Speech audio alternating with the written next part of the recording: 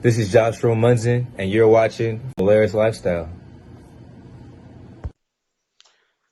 What's up guys? Welcome back to my channel.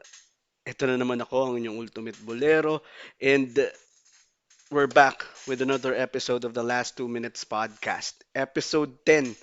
Ngayon guys, pretty excited for this interview. Basically because we had an interview with the consensus number one pick of the upcoming PBA draft, Mr. Joshua Munzon. And sa kwentuhan namin, nakilala namin siya ng mabuti at mas maigi. And congratulations sa'yo, Mr. Joshua Munzon. I'm pretty sure that you'll be the number one pick in the draft. Congrats ulit sa'yo. So, Boleros Nation, panoorin na natin yung video. Tara, samahan niyo ako. It's a 16 buff in the dark. It's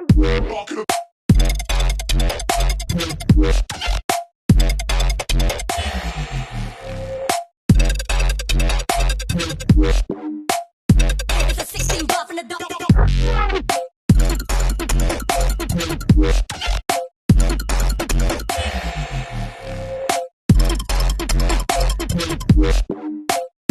It's a 16.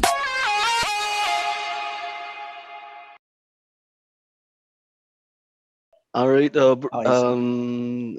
Sir Joshua, this is Ultimate Bolero from Bolero's Lifestyle. What's up, bro? How are you doing? What's up, man? I'm good, man. Nice to meet you guys. Thank you, thank you. And you've already answered this question, your favorite Filipino food. And however, I would just like to know, did you play AAU circuit in the States?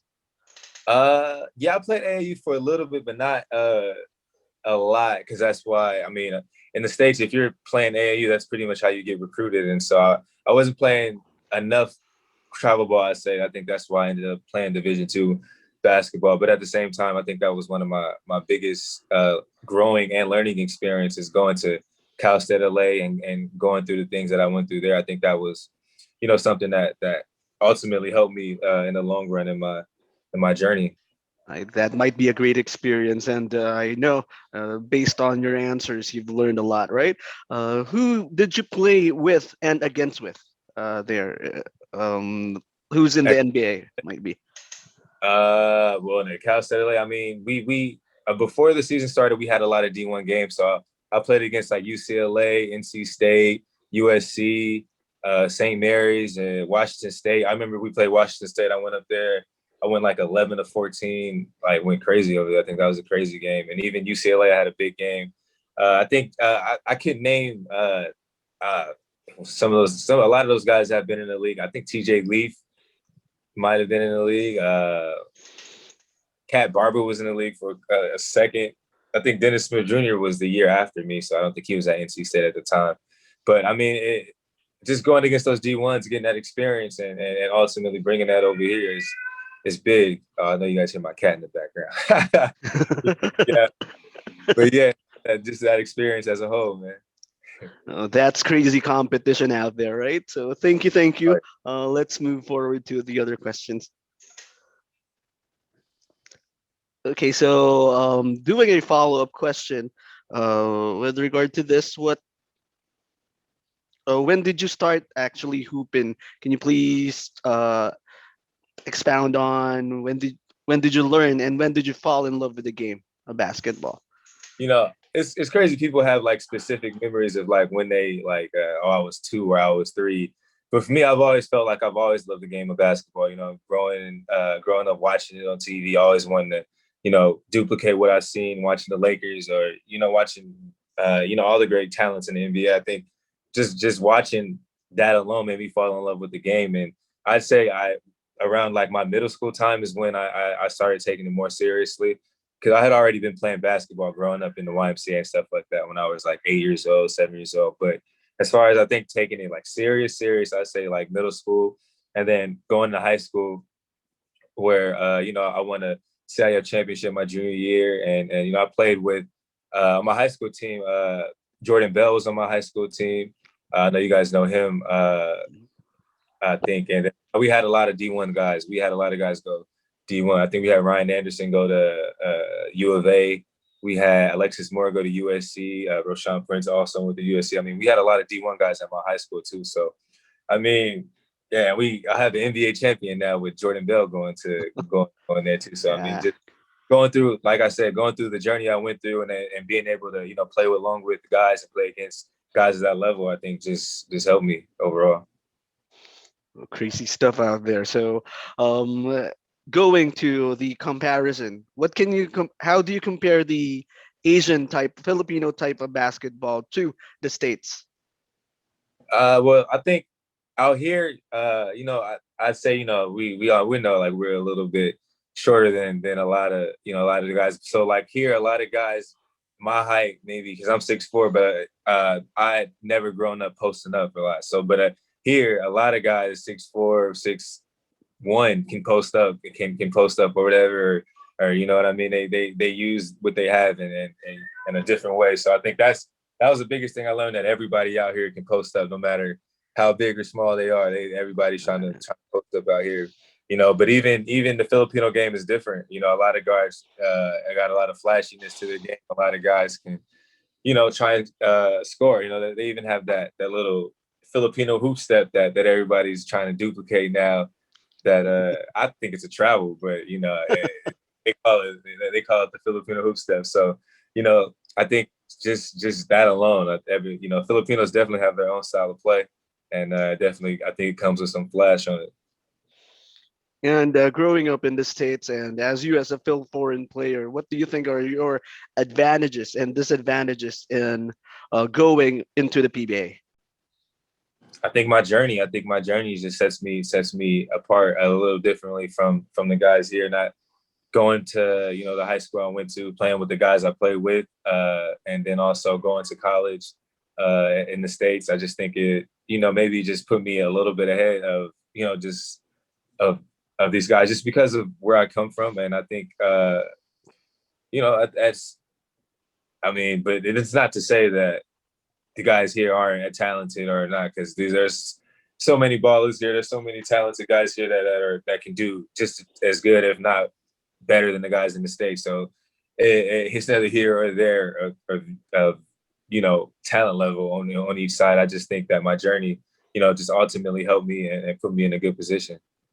Appreciate that and appreciate your story. Now, just going on a sidetrack, who is your favorite five players all time NBA? All time in the NBA? Yep, first five.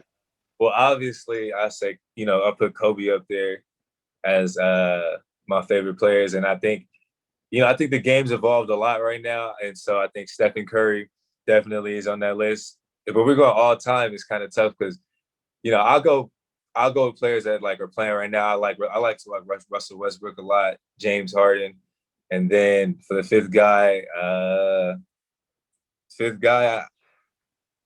like to watch Kyrie Irving a lot too. I don't know. I think the guards in the league today are just the game's played differently, a lot differently than it was played years ago. I mean, the way that the guys shoot as many threes as they shoot today in today's game, they didn't adapt that back then. So I think if those guys played the way these guys play today, I'd be saying a lot of those guys' names too. So crazy skills now, right? Mad skills right. and handles of Kyrie Irving can't. It's crazy amazing. Kyrie Irving, the way James Harden is able to get his shot off, the way Steph Curry can shoot from anywhere, and Russell Westbrook, the way he attacks the rim. I mean, it's kind of crazy to see the way these guys play the game today. Thank you, appreciate it, bro. Oh yeah. Going back, Joshua, I have a question. Who do you look forward to your top three matchup in the PBA? Who do you want to face against? See, and that's another question I've been being asked a lot, and for me, I feel like every team in the league has their marquee guards. I mean, you can name every team in the league, and you can name great guards in that team. You go Marilaco, you got like Terrence Newsom on their team, so that'd be a great matchup. You go to TNT, you got Roger Pogoy on that team. That'd be a great matchup. You go to San Miguel, you got Chris Ross, CJ Perez. I mean, that'd be a fun matchup. I mean, you can go down the list. Play against Tenebris, Stanley Pingo, obviously that'd be a good matchup. I mean, every team in the league has top guards, and I think every night I step on the court, it's not going to be easy, and it's going to be a learning experience. I think there's a lot of good talent in the league as it is. So I think every night I go out there is going to be a good experience for myself. That's awesome. They expected you as an amazing offensive player, but you can actually, based on what you said, you can lock him down on defense, right? I try my best for sure. I definitely take playing defense. When I was in the ABL, I led the ABL in steals, and I mean, defensively, if that's something that's been a part of my game since forever. You know, I developed scoring over time. I developed ball handling over time, and I developed everything else over time. But one thing that I've always been able to do is defend. So And that's one of the facets of your game that is underrated because you're an amazing offensive player. And let's move forward to the question. Before going to my final question, I have a question from one of our viewers.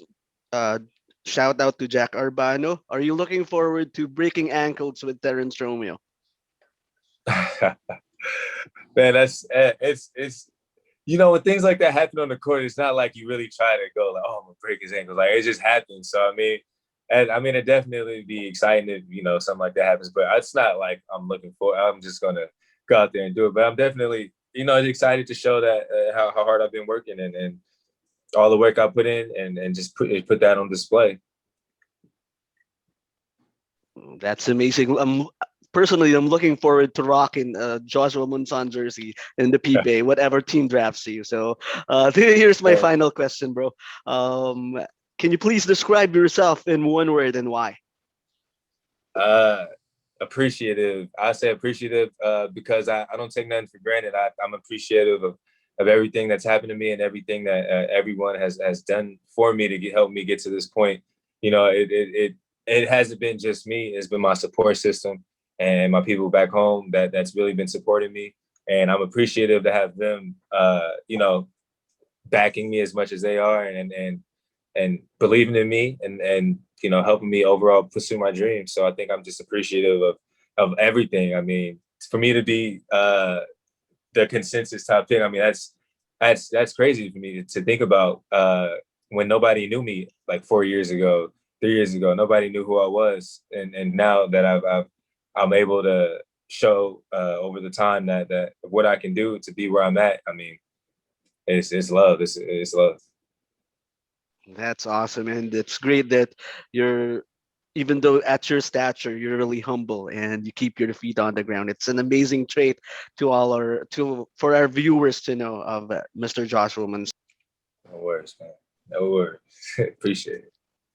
uh, Sir Joshua, this is going to be a question that might be crazy, but if you're given a chance to wish of three basketball skills to acquire from the basketball gods, what will it be? What are those three skills? The three skills. I mean, you could. I go like so I can like the shooting of like Steph Curry. Could that be one? Yeah. So That's like it. That's I'd it. say okay, so I say like the shooting of Steph Curry, and then what? The athletic ability of Giannis Antetokounmpo, and then what?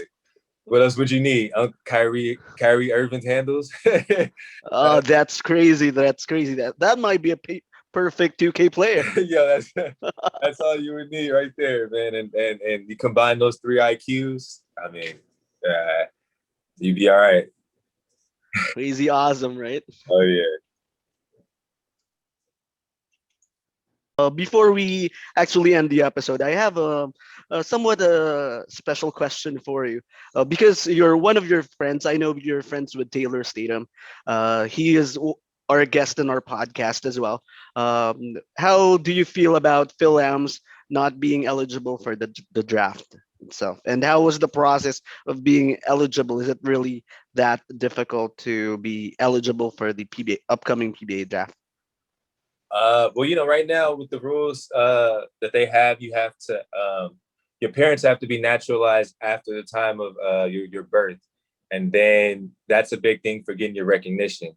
And so that's tough for a lot of people. Or your parent, like basically, your parent has to be a citizen of the Philippines at the time of your birth to get your recognition. And a lot of guys are able to get their passports, but not able to get their recognition. And so I definitely think it's tough it's definitely tough for guys to get their papers if if they don't if not able to access the paperwork and all that stuff that goes down with it. But my situation was a little different because my dad was actually naturalized after the time I was born, and he was born here. So when it came to getting my paperwork, it was actually pretty easy because uh, my dad was born here and he wasn't naturalized to 98 and I was born in 95. So it was my papers was seamlessly, everything was pretty easy. I just had to turn in his birth certificate and everything else, all the other necessary documents that was needed. So I mean, I definitely think it's tough for guys that don't have that aren't as lucky as me and fortunate as me for my situation to be as easy as it is. And it's tough because it's how you going to tell somebody you're not Filipino when you know you grow up Filipino. So I mean, it's just tough. It's not my place to speak on the rules and speak on why they have those rules and stuff because it's not my place. I just I'm fortunate enough that the rules don't affect me like that, and I was able to put myself in position to provide for my family. So at the end of the day, like it is something that I hate to see with Taylor Swift being with me being as close to Taylor as I am. I definitely hate to see it. Hopefully, I see some articles about them reviewing the process of being eligible. So, hopefully there's some changes in the future, but it's definitely hard for those guys that aren't able to enter. Oh, thank you for sharing your personal opinion with that. I know that it is actually quite a tough question, but we greatly appreciate you giving your time, Sir Joshua. Now, our viewers, they actually get to know Mr. Taylor's or Mr. Joshua Munzon um, a little bit better. So we're looking forward for the draft. But before anything else, do you have anything to say to your fans? Yeah, no, I just want to shout out you guys and thank you guys for being a part of this journey with me. And then if you didn't know me, thank you guys for taking the time to watch and get to know me. And hopefully you guys see more of me in the future, and I'm able to showcase what I can do in the PBA, and things get better, and fans are able to come back to games, and ultimately able to connect with everybody. For sure, for sure. Thank you so much. It's been an honor for us having you here in our show. Oh yeah, no, appreciate you guys for having me again. Thank you guys, and wishing you guys the best too. Ayun na guys, so Boleros Nation, I hope mas nakilala nyo si Mr. Joshua Munson. It's an amazing interview, and his story deserves to be heard by all his fans and all the basketball fans, and especially in the Philippines. So, um, I welcome you in advance sa PBA, Sir Joshua Munson. I hope I will be able to rock your jersey one day, and maraming salamat Boleros Nation sa pagsuporta sa ating channel. It's continuously growing, and na-appreciate ko lahat ng yun. So please always like and subscribe to my channel. Leave comments as well. Again, it's uh, Boleros Lifestyle, and as a Boleros Nation, I wish that we continue to grow. So guys, maraming salamat. I'm out. Peace out.